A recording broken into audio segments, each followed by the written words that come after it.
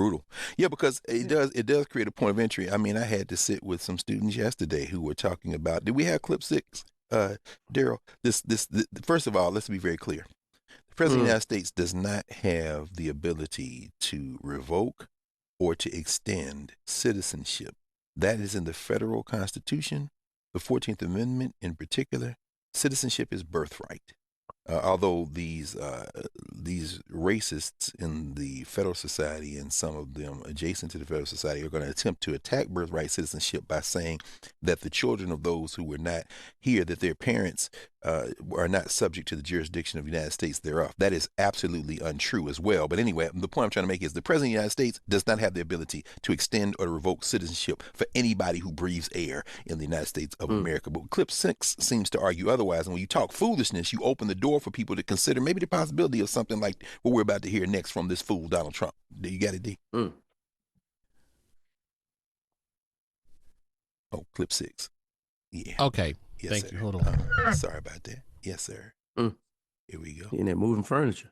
Yeah, and then Daryl don't play. We're going to be selling a gold card.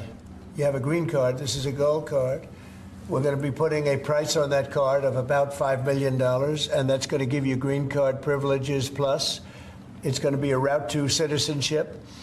And wealthy people will be coming into our country by buying this card. They'll be wealthy, and they'll be successful, and they'll be spending a lot of money and paying a lot of taxes and employing a lot of people. And we think it's going to be extremely successful. And never been done before or anything like this, but it's something that we're going to be putting out over the next, would you say 2 weeks, Howard? You want to 2 say weeks. a couple? Yeah. They haven't even mapped it out. He's literally making it up as he goes along. Well, you know, selling gold cards. Would the gold card replace the EB-5 visa? They're saying that yes, that the EB-5 program was full of fraud, and they're saying they could raise money and the people could qualify for it. Now, in other countries, there's something called investor visas. There are more than 100 countries. Well, they had it here too. This is a version of altered version of that. So previously, rich people could invest in a business. Right. For their access to citizenship. Right. But there was never a number attached to how much you had to invest. Right. So now he just slapped a $5 million tag on this gold card visa. Where's the money go? Well, who gets it? Who you mean? It's going to Mar-a-Lago. Yeah, I mean, it's not even, it's not even. Ain't even got no details. But the beauty of this, though, and I do think it's a beautiful thing, because again, I have absolutely no investment at all in the United States of America as a concept. But that's as some extortion. Well, I mean, the beauty of it is that what we're really seeing at this moment is the stripping down of the illusions, the myth making, the aspirational dimension of U.S. concept, the concept of the United States, to its absolute reality. This criminal settler enterprise was created as an investment opportunity. Whether you look at the Virginia colony, you look at the Maryland colony, in order to attract labor or to coerce labor, poor whites were ejected from various places into the colonies. And of course, then we were human trafficked.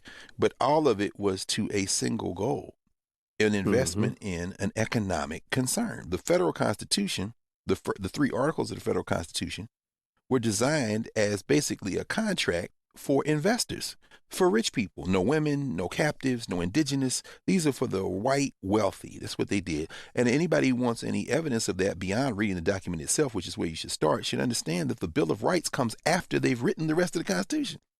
So the idea America has these freedoms, that first and second and third and fourth, first 10 amendments, those come after they've put together their contract.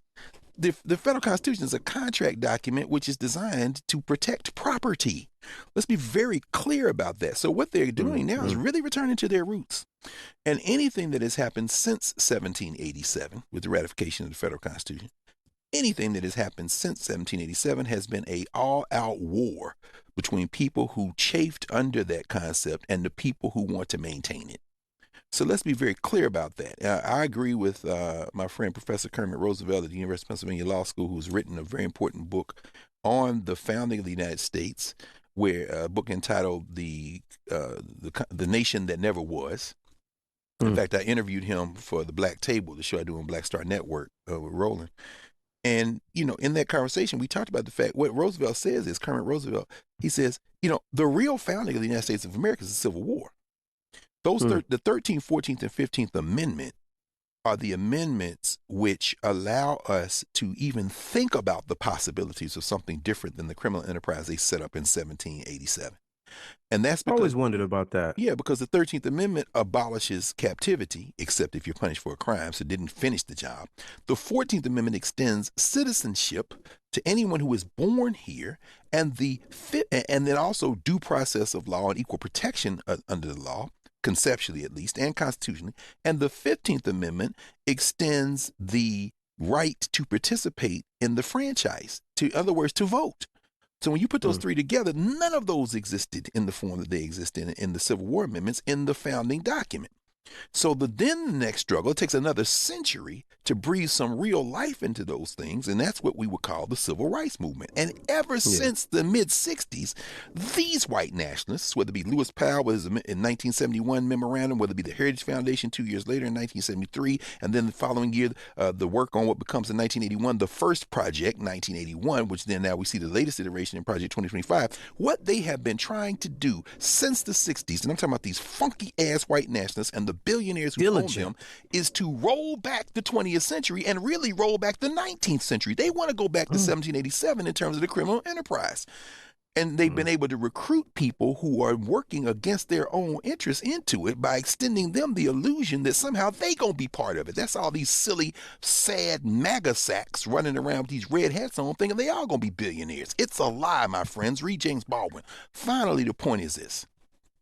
Donald Trump, his garish thrift store, yard sale approach, golden toilets and golden visas, is to make the illusion that you can be included, stand up against the reality that you're all a bunch of grifters, beginning with Washington, Madison, Hamilton, Jefferson, and continuing through to Donald Trump. And so we can do something about it. We're doing something about it today by not buying anything. We can say we have enough power to reconstruct and renegotiate the terms of this criminal enterprise, but only if enough of us do it.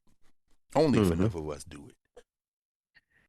Anyway, Daryl says we got to take a break. My God, we should probably take a little bit of a break. We'll come back. Sirius XM, channel 126. We're trying to get a lot of blackness in on this, the last day of Blackest History Month. Back in a moment.